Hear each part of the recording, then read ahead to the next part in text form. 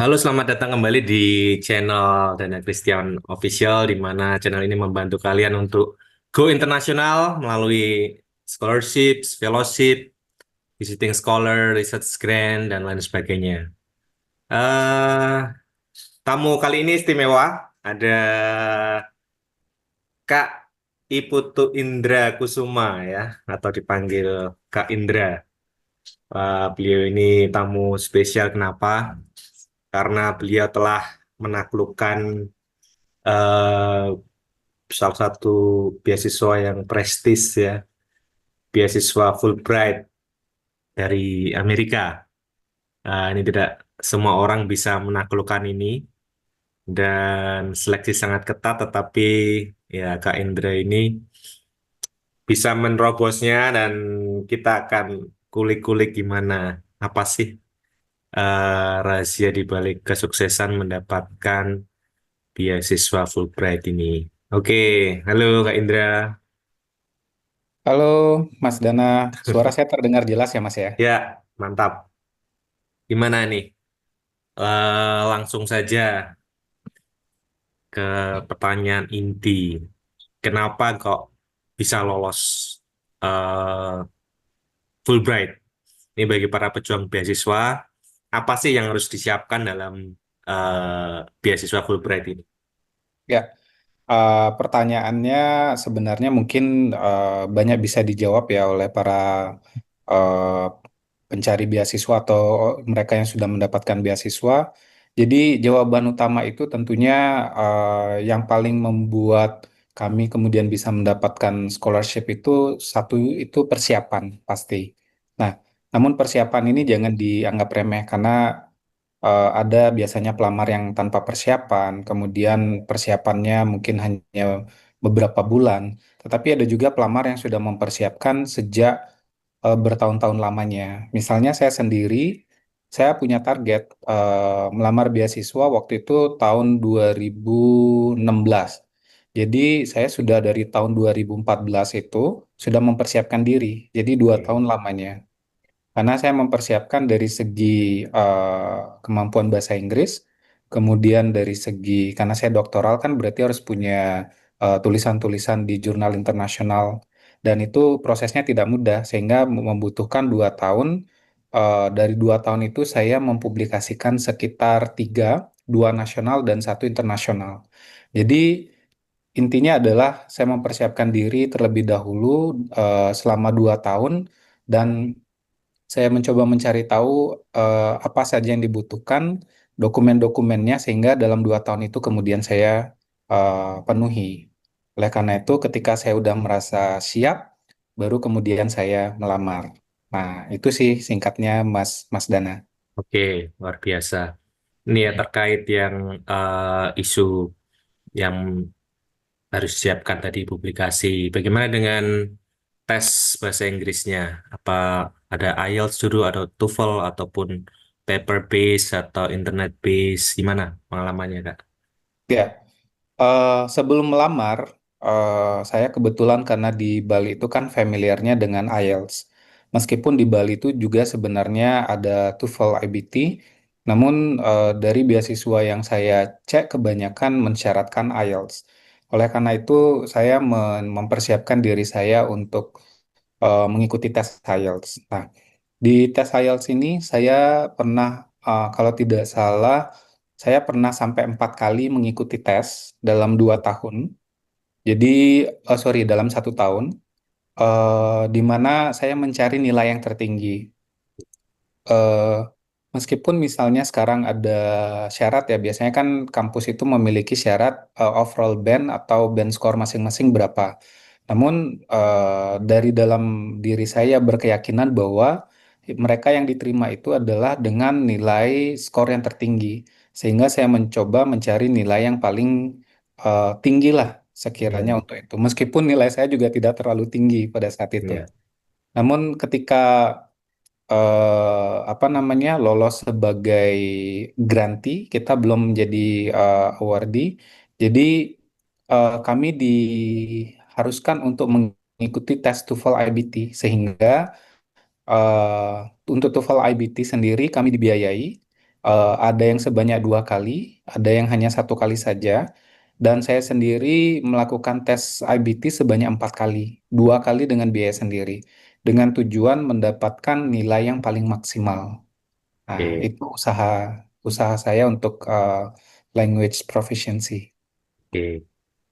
Untuk kebutuhan Fulbright-nya, mereka butuh berapa ya untuk lolos screening administrasi? Nah, untuk screening administrasi pada saat itu kalau nggak salah IELTS itu mereka butuh 6,5 untuk doktoral. Sedangkan kalau TOEFL, IBT mereka butuhkan 80 ya kalau nggak salah. Oke, Itu untuk melamar. Namun ketika misalnya kita melamar kampus, meskipun di website kampus dikatakan misalnya ya, mintanya IELTS 6,5, tapi biasanya mereka akan minta 7. Dan oke, kalau misalnya mereka mintanya TOEFL 80, biasanya mereka mintanya 90. Itu saya pelajari dari proses-proses yang terjadi. Karena dulu pernah saya melamar ke apa namanya kampus yang skor TOEFL-nya minimal 90 dan nilai saya kebetulan 90 lebih lah. Namun Hmm, ternyata tidak diterima dan setelah berdiskusi dengan teman-teman juga dengan oke, pihak yang mempersiapkan dokumen, mereka selalu mengatakan bahwa harus lebih dari itu karena kalau syaratnya 90 pasti mintanya pasti 100 yang diterima atau lebih. oke, Nah, oke. itu Mas Ben, Mas Ya, Dana.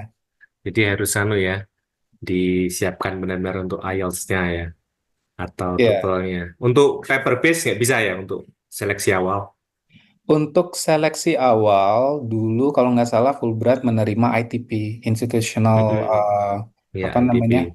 Uh, TOEFL preparation ya, ya, ITP ya. betul. Nah, itu nggak apa-apa ya untuk itu ya. Itu enggak kenapa kalau dulu masih diperbolehkan. Kalau kalau tidak salah sekarang saya kurang tahu siapa Oke, masih ya. perbolehkan atau tidak. Oke, jadi itu rekan-rekan dipersiapkan karena ini sepertinya Amerika high demand ya untuk English itu.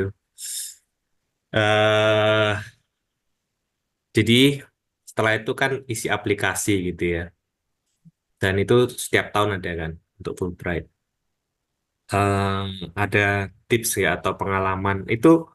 Sorry, sebelum ke sana, apakah harus ada LOA dulu waktu apply atau letter of acceptance dari uninya atau ada korespondensi dengan supervisor dengan calon profesor ya. Jadi kalau rekan-rekan kalau mau S3 biasanya dimintai letter of acceptance dari kampus yang dituju itu bagaimana? Apakah kewajiban? Eh, Pada saat melamar, sebenarnya kita tidak diharuskan memiliki seluruh dokumen yang Mas Dana tadi sebutkan. Namun dalam perjalanan, saya memahami bahwa pemberi beasiswa itu ingin memberikan kepada mereka yang pasti-pasti saja. Dalam artian, jika nilai kembali ya ke nilai English proficiency-nya bagus dan memperbesar peluang penerimaan pasti akan diterima. Kemudian mereka yang memiliki LOA dan juga sudah kontak supervisor itu juga tentunya akan berpeluang besar karena eh, setelah mendapatkan beasiswa kan ada proses mencari kampus. Jangan sampai nanti mereka sudah menghabiskan uang untuk apa namanya menerima kita, namun akhirnya kita harus gagal karena ternyata belum mendapatkan LOA dan proses mendapatkan LOA itu tidak mudah. Bukan berarti ketika kita kalau untuk Fulbright ya, bukan berarti kalau kita sudah menjadi grantee kemudian nanti apa namanya bisa mendapatkan apa namanya itu ya langsung LOE dari kampus karena status kita Hmm, masih kandidat pada saat itu. oke. Ya, belum belum sampai ke grantee atau awardee. Jadi kalau sudah dapat kampusnya, baru kita bisa dinamakan sebagai grantee atau awardee. Gitu, Hmm, Mas Dana. oke. Itu waktu itu gimana Kak Indra? Udah dapat waktu apply? Nah, ini ada cerita yang menarik nih. Ya. Jadi pada saat itu saya jujur saya sangat buta terhadap scholarship. Nah, kemudian beruntung saya lolos seleksi administrasi Ya. Dan ketika di interview, kemudian ditanyakan apakah saya kemudian memiliki LOA, sudah menghubungi kampus atau tidak. Nah, tentunya saya jawab kalau LOA saya belum ada. Tetapi Mm-mm. kalau menghubungi kampus, saya mengatakan bahwa saya sudah menghubungi kampus. Namun Mm-mm. belum ada respon dari profesor yang saya tuju. Karena belum ada respon itu karena saya baru mengirimi mereka 1 hari sebelumnya, Mas. Ya, 1 hari sebelum interview, karena saya baru berpikir bahwa Ya, pasti saya akan ditanyakan apakah sudah ya, menghubungi kampus atau ya, tidak. Makanya saya kan harus menjawab dengan jujur ya. ya, Jadi sudah ditanyakan sudah sudah gitu. menghubungi, sudah ada respon belum? Kan saya Hmm, udah jujur, Mas. ya, Ya. Jadi di sanalah saya kemudian apa namanya ya, mempelajari bahwa oke, memiliki LOA itu adalah kunci penting untuk ya. kemudian bisa sukses dalam apply beasiswa. Jadi meskipun keterima pada saat menulis apply dan submit belum dapat LOE ya, Kak Indra ya? Belum, Belum. karena Oke. saya baru ketika sudah menjadi kandidat, kemudian baru apply ke kampus-kampus yang Ya, disarankan atau ya, juga kampus yang saya cari sendiri. Dan ya. ketika dapat LOE dalam jangka waktu 1 tahun, baru kita bisa berangkat kalau udah Oke. dapat LOE itu. Ya, jadi rekan-rekan nggak usah khawatir ya untuk Fulbright, apply saja ya, meskipun belum dapat LOE ya. Oke. eh ini yang menarik adalah bagaimana membuat aplikasi itu terlihat menarik gitu ya, terlihat beda karena setiap reviewer kan ingin melihat kandidat yang sudah siap, sudah eh, matang gitu ya dari segi dokumennya, dari segi isiannya. Nah, dari berkaca dari pengalaman Kak Indra ini, apa yang harus diperhatikan untuk membuat apa dokumen aplikasi yang JOS ini? Eh, Kebetulan ya, pada Hmm, saat itu saya berpikir saya ini siapa. oke, Kemudian kenapa kemudian pemberi beasiswa harus memberikan beasiswa ini kepada saya. Nah, jadi saya berpikir saya harus punya tujuan besar. Apakah tujuan ini untuk saya atau tujuan ini sebenarnya untuk orang lain di sekitar saya atau bahkan untuk negara saya sendiri. oke, Sehingga ini yang kemudian membantu saya untuk menulis study objektif, kemudian personal statements yang dibutuhkan. Karena fokusnya itu bukan ke diri saya, tetapi hmm, fokusnya adalah menyelesaikan permasalahan yang ada di sekitar saya, bahkan membantu negara Indonesia, tetapi lewat diri saya gitu loh, Mas. hmm, Karena kan kadang saya pernah membaca beberapa apa namanya ya, tulisan-tulisan pelamar. Di ya, sana saya melihat banyak sekali mereka menonjolkan sisi dirinya, kualitasnya seperti apa. Tapi oke, kemudian lupa menunjukkan sebenarnya mereka ingin kuliah itu demi siapa? Apakah demi sendiri, diri sendiri, atau demi lingkungan yang ada di sekitar dan diri sendiri? Gitu. oke, Sehingga ini menjadi racikan saya pada saat itu yang kemudian mungkin membantu saya sehingga lolos seleksi administrasi pada saat itu, Mas. oke. Tuh. Bisa di-spill nggak, Kak Indra? Gimana cerita yang dari apa tadi tentang diri saya dan juga lewat saya ini community atau masyarakat atau apa dari kisah Kak Indra gitu ya supaya Eh, teman-teman paling nggak ya punya oh frameworknya seperti ini. nah, kalau tidak salah pada saat itu Mm-mm. apa namanya, kita kan mengalami beberapa kali gonta-ganti kurikulum ya. Ya. Nah, sehingga bidang yang saya sasar pada saat itu adalah curriculum and instructions. Mhm. Oleh karena itu, saya mengatakan bahwa negara kita ini sering terjadi gonta-ganti kurikulum. Ya. Kemudian mungkin hal ini dikarenakan ketidakpahaman akan kurikulum itu sendiri, sehingga ini menjadi masalah mendasar. Belum lagi saya ini mengajar ribuan calon guru. Oleh karena itu, pemahaman akan kurikulum tentunya akan membantu menjelaskan meskipun kurikulum itu diubah berkali-kali. Nah, Ya, namun sayangnya, eh, apa namanya, saya itu belum punya kemampuan pemahaman mendalam di kurikulum itu. Padahal saya mengajar mata kuliah Curriculum and Instructions, mengajar mata kuliah Assessments, dan lain sebagainya yang mendukung Curriculum and Instructions itu. Oleh karena itu, apa namanya, eh, jika saya memahami, maka saya bisa membantu ribuan calon guru untuk memahami kurikulum itu sendiri, sehingga oke. mereka bisa memberikan pendidikan yang lebih baik. Jadi ada kata kuncinya juga. Jika Anda membantu satu orang seperti saya, maka artinya Anda membantu ribuan calon guru lainnya. Oke, ya.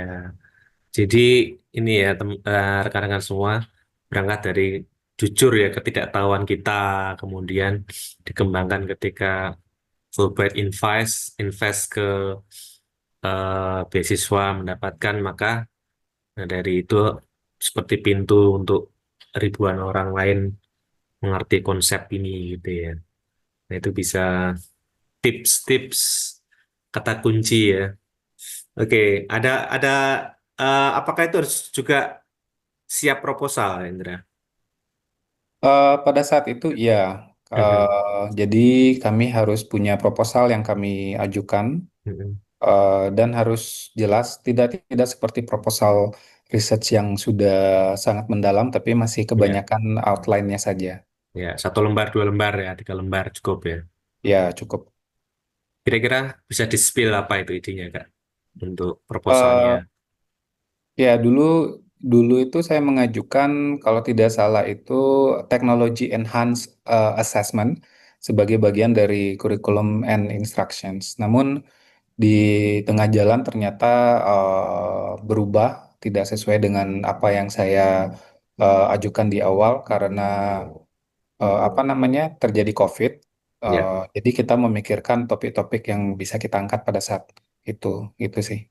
mhm. Ada hal yang lain yang perlu diperhatikan untuk pengisian dokumen di Fulbright ini, Indra?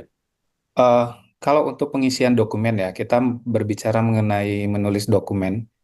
Kadang dalam menulis dokumen yang dibutuhkan atau essay, kita ingin mencurahkan banyak hal kan, Ya, dan terutama kita ingin menceritakan prestasi diri kita. Nah, hmm, bayangkan kalau kita memiliki prestasi yang segudang, apakah kita perlu sebutkan semuanya? Nah, hmm, pada saat itu saya sih berpikirnya kita harus memilih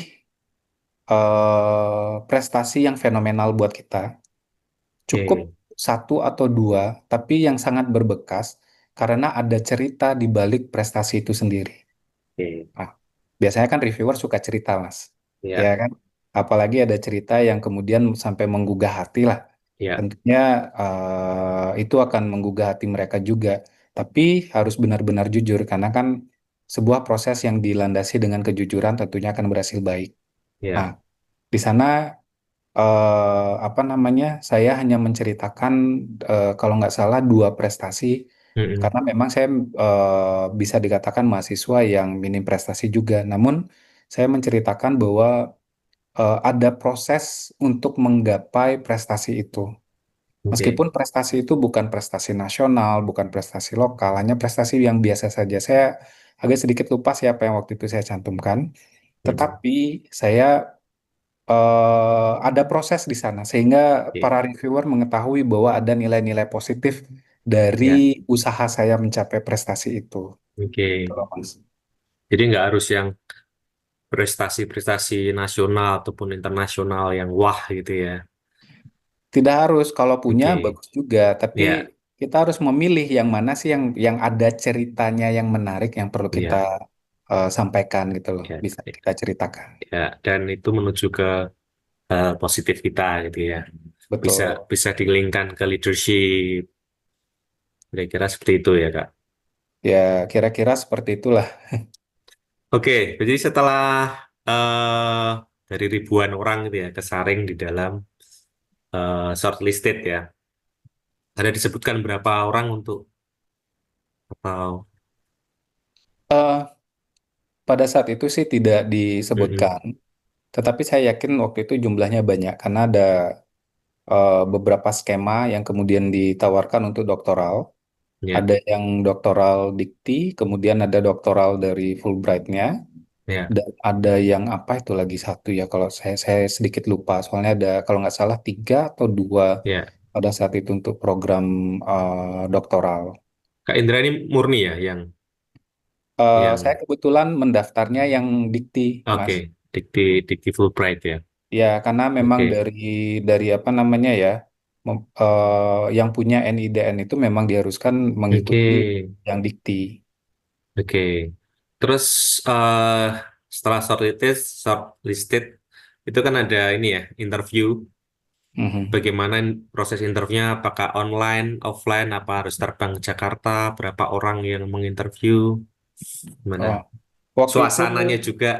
ya, waktu itu saya wawancaranya di Surabaya, jadi Indonesia bagian tengah dan apa namanya barat, Barat. paling barat itu biasanya di apa nama Indonesia Barat paling timur itu biasanya di Surabaya. Surabaya. Ya, Oke. betul.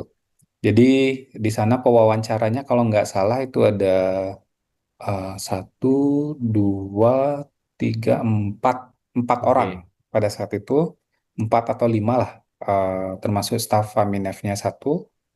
Tapi stafnya tidak kayaknya tidak ikut mewawancarai, hanya empat orang, dua orang asing, dua orang Indonesia yang baru menamatkan studi doktor atau yang sudah beberapa tahun lulus dari studi doktor.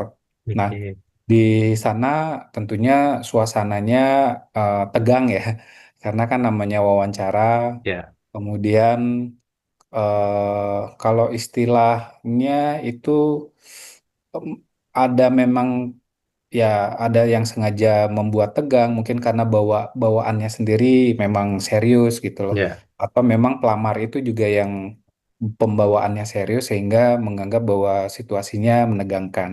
Nah, ya, di sana saran saya bagi teman-teman nanti yang masuk dalam tahapan wawancara, maka kalau bisa menjawab serilaks mungkin. ya, Dua, harus menguasai semua informasi terkait dengan beasiswa, terkait dengan studi, dan terkait dengan proposal. ya, Karena kalau kita memahami semua seluk-beluknya dengan jelas, maka mereka akan sangat menghargai. ya, Misalnya pada saat itu saya ditanyakan, kenapa kamu ingin kuliah ke Amerika? Padahal kan yang paling dekat itu Australia bisa. Nah, di sana kita harus mengetahui poin plus dari studi di Amerika apa dibandingkan dengan di Australia. ya, Sehingga saya memaparkan itu dan saya mengatakan beberapa poin apa namanya plus dari studi di Amerika. Dan itu saya dipuji oleh pewawancara karena dia mengatakan berarti Anda tahu benar beasiswa yang Anda cari ini. ya, Gitu loh. Kemudian saya pernah juga ditanya mengenai studi research yang saya lakukan. Nah, biasanya kalau pewawancara tahu mengenai research tentu akan sengaja ditawarin alternatif-alternatif ya yang membuat hati kita goyah, tidak ya, tidak apa namanya sesuai dengan apa yang kita ajukan di proposal. Nah, saran saya apabila memang secara keilmuan kita sudah percaya bahwa metodologi kita memang sudah kuat, jadi kita harus mempertahankan itu sehingga memberikan argumen-argumen yang cukup untuk mempertahankan metodologi itu. ya, Karena ada juga kasus yang namanya kadang peserta itu ingin bilang, oh ya nanti saya revisi, oh ya nanti saya ganti dengan tujuan siapa tahu nanti diterima. Karena kan apa namanya ya mengikuti saran reviewer atau interviewer kan begitu. ya. Namun ternyata dari cerita-cerita teman yang kemudian melakukan hal itu, mereka ternyata tidak lolos seleksi interview. Hmm, Malah mereka yang mempertahankan idenya, menjelaskan kenapa harus demikian dengan sangat jelas dan memberikan bukti-bukti apa namanya secara teoretikal atau secara empirikal, malah itu yang membantu mereka kemudian bisa lolos interview beasiswa tersebut. Ya, jadi harus benar-benar defense ya. Betul, karena saya waktu itu sempat berapa kali disuruh ngubah, tetapi saya menjelaskan bahwa yang saya lakukan, metodologi yang akan saya lakukan itu sudah tepat, sudah sesuai.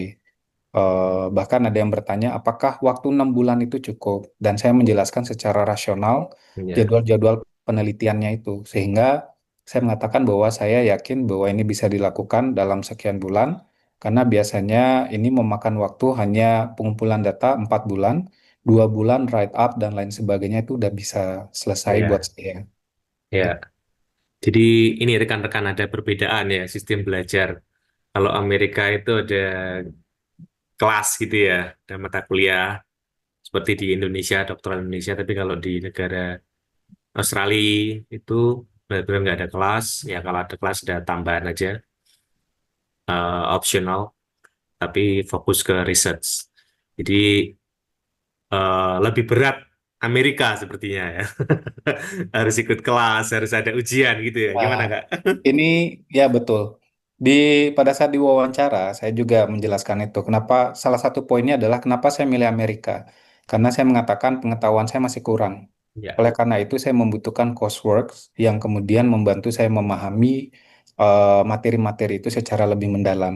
ya, Makanya saya tidak mencari beasiswa ke Australia, apa namanya, bukan tidak mencari ya, tapi tidak fokus melamar ke Australia atau negara lain, gitu ya. ya, Eh, ya, poinnya di sana. Lalu kalau untuk sistem pendidikan di Amerika sendiri, untuk doktoral biasanya ada courseworks. Itu em, normalnya sih 2 tahun atau sampai 3 tahun ya, ya, tergantung bidang ilmu yang di atau prodi yang diambil. Kemudian nanti akan ada yang namanya compre exams, ya, jadi comprehension examinations. Nah, ketika kita tidak lulus compre exam itu, maka kita hanya mendapatkan gelar master. ya. Dan ketika kita lulus compre exam itu, maka baru kita bisa menyandang yang namanya PhD candidate. Jadi kita Hmm, nggak boleh menggunakan kata PhD candidate sebelum kita lulus kandidansi, gitu loh Mas. ya, ya, ya. Kalau di Australia setelah pas gitu ya, konfirmasi 1 tahun biasanya, itu sudah bisa dinyatakan candidate karena risetnya sudah terarah. Ya, apakah ada challenge lain ketika wawancara atau mungkin ada pertanyaan personal atau pertanyaan yang mungkin tricky atau susah untuk dijawab dan cara handle-nya gimana? Biar tidak Ya, terkesan gugup atau nggak tahu. ya. Tentunya pertanyaan yang pada saat itu sih banyak yang bertanya mengenai tentang isi proposal penelitian. Oke. Karena kan peneliti dari Indonesia, interviewer dari Indonesia itu 2 orang dosen. Ya, Kemudian yang dari luar negeri itu juga mungkin pengajar kalau nggak salah, sehingga dia mengetahui tentang penelitian juga. Nah, itulah yang kemudian banyak ditanyakan, banyak diotak-atik, dan itu kita harus benar-benar eh, paham gitu loh untuk bisa menjawab semua pertanyaan itu. ya, Misalnya saya disarankan, kenapa kamu tidak ada hipotesis? Kamu harus menambah hipotesis. Gimana pun penelitian itu harus ada hipotesis. Nah, ya. saya mengatakan bahwa penelitian saya ini kualitatif. Jadi Hmm, berbeda dengan kuantitatif. ya, Kualitatif itu tidak memerlukan hipotesis. Hanya penelitian kuantitatif yang kemudian memerlukan hipotesis karena tujuannya adalah untuk menguji teori. Nah, ya, secara teoretikal dan juga secara empiris kan gitu. ya. Itu dengan jawaban seperti itu aja sebenarnya mereka udah mencari tahu kita paham nggak dengan penelitian, metode penelitian. Padahal mereka asal aja ngasih saran gitu loh, Mas. Nah, Oke. jadi tahu nggak sebenarnya kita tentang apa yang akan kita Ya, lakukan gitu loh. ya. Ya, rekan-rekan itu bisa disimak tips-tipsnya. Saya masih ingat dulu ya, Kak Indra ini setelah dia posting, wah, saya lolos. Wah, minggu berikutnya itu saya yang interview gitu ya di beasiswa LPDP, langsung saya telepon sampai jam 1 malam gitu ya. Gimana nih apa harus defense gini-gini. Wah, bener ya, waktu itu pas bahkan sampai proposal saya itu mungkin si interviewnya ingin mendownkan ya. Dia bilang your proposal is rubbish. Nah, itu kita mulai defense ya, rekan-rekan. Oke. Pertanyaan terakhir Kak Indra, kira-kira apa apa tips-tips kunci atau ya pesan-pesan Kak Indra buat para pejuang beasiswa ini? Ya, kalau saya yang pertama itu persiapkan diri sebaik mungkin. Oke.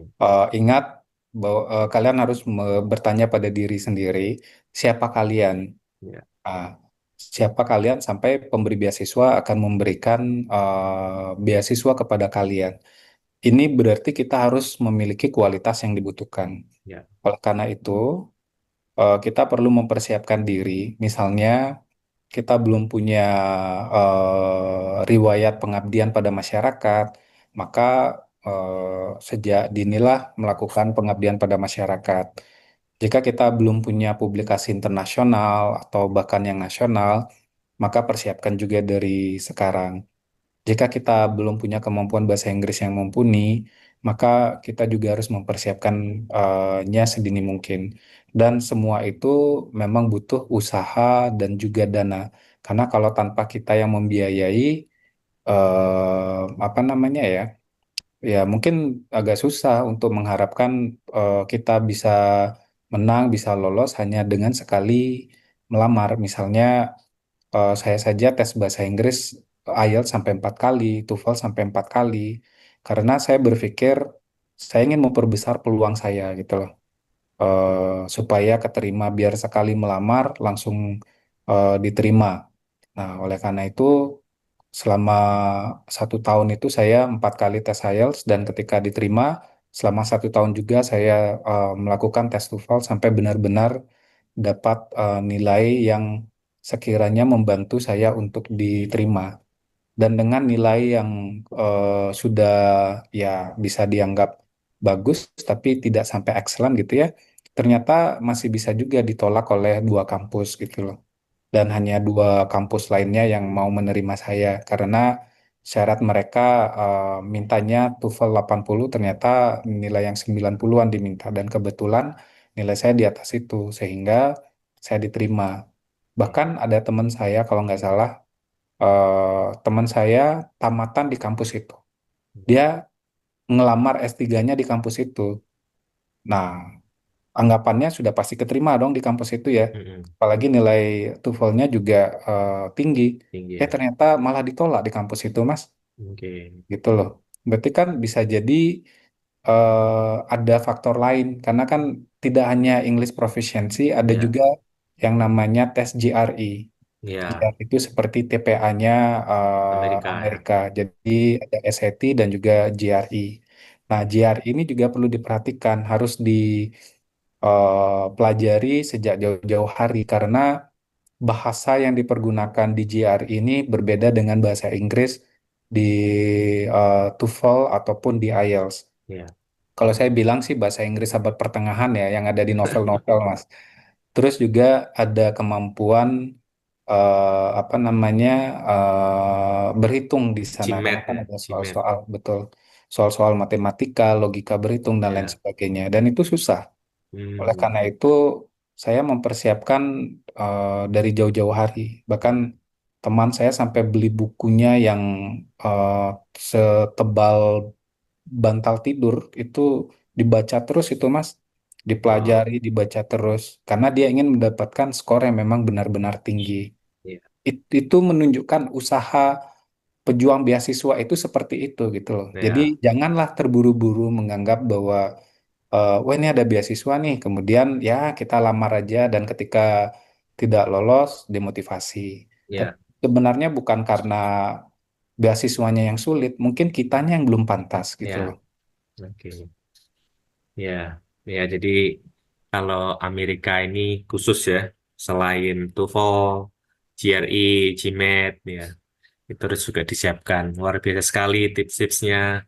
Sekali lagi terima kasih Kak Indra, dan ya dari teman-teman sudah menyimak bahwa kita itu juga butuh ya, selain mempersiapkan juga butuh usaha, bahkan keluar dana ya.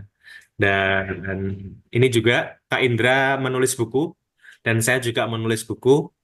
Jadi di kolom deskripsi ada bukunya saya dan Kak Indra, bisa diakses ya.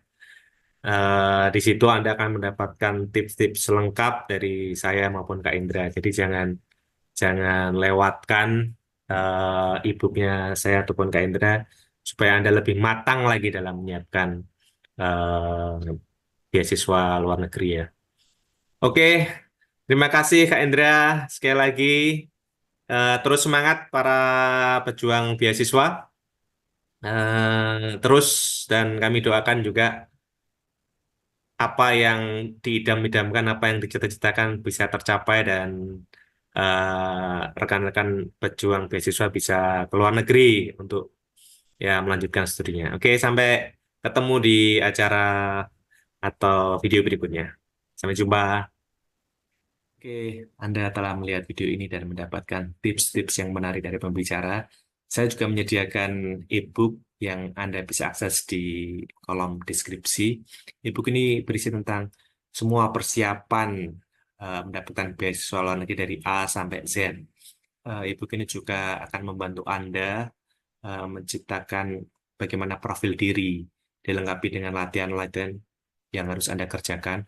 Dan yang terpenting, e-book ini menyediakan contoh proposal riset saya eh, yang didanai dan saya mendapatkan beasiswa ke luar negeri di Australia. So, jangan lewatkan kesempatan ini, segera akses buku ini dan mulai membangun dan membuat aplikasi Anda, dan semoga Anda mendapatkan beasiswa luar negeri yang diinginkan. Jangan lupa untuk mengetik pertanyaan di kolom komentar dan like video ini serta subscribe supaya Anda tidak tertinggal info-info penting tentang beasiswa, tentang fellowship, tentang research grant, pertukaran pelajar internasional, ataupun visiting scholars. So, stay tune di channel ini dan sampai ketemu di video berikutnya. Bye-bye.